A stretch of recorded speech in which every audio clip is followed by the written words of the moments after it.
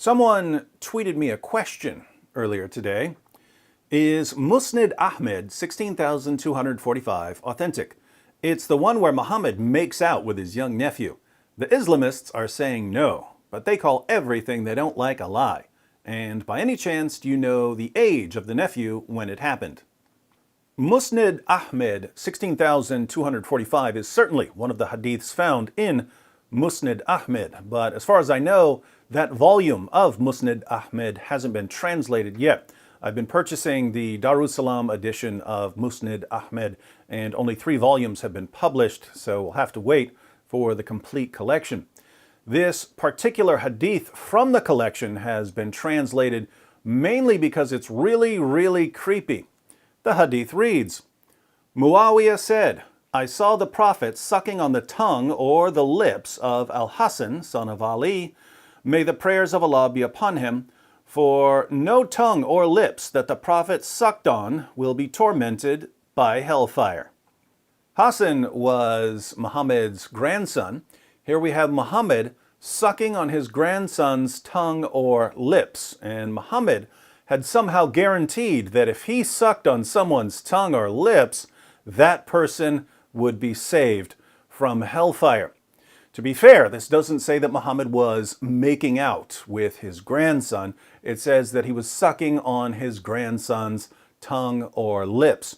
But think about how creepy this is. Hey kid, let me suck on your tongue. If I suck on your tongue, you'll go to heaven.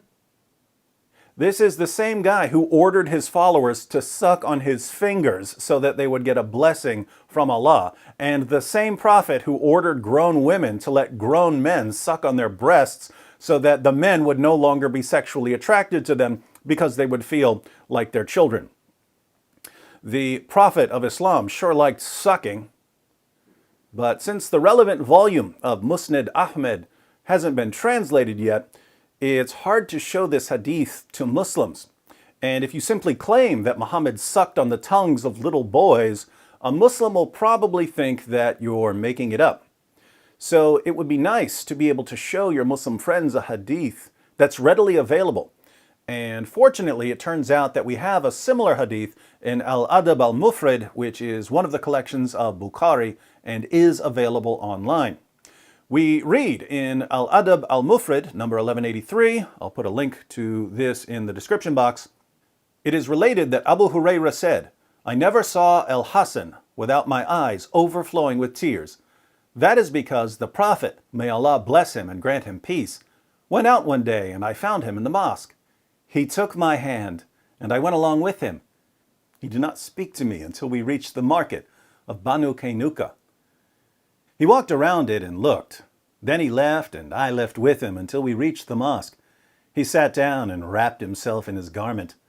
Then he said, Where is the little one? Call the little one to me. Hassan came running and jumped into his lap.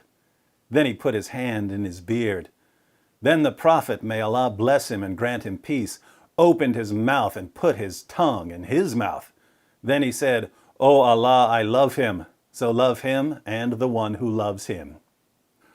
So this isn't Muhammad sucking on Hassan's tongue.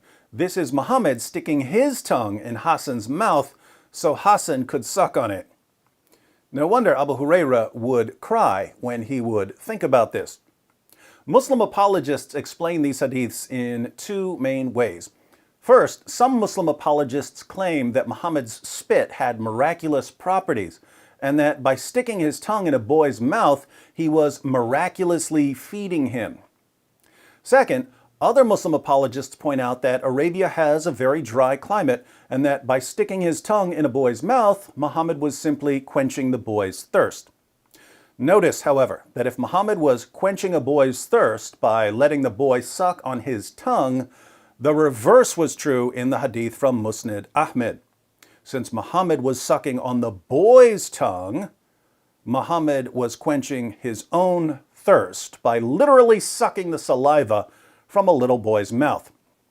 I hope we're all learning about the Prophet of Islam. For those of you who appreciate the fine arts, we reenacted Muhammad's teachings about sucking on people's tongues and sucking on people's fingers, and breastfeeding adults in 3 installments of Islamicize Me. Enjoy the videos, and be sure to share them with your Muslim friends who don't know any of this because their imams always forget to tell them what their sources really say about the most obvious false prophet in history.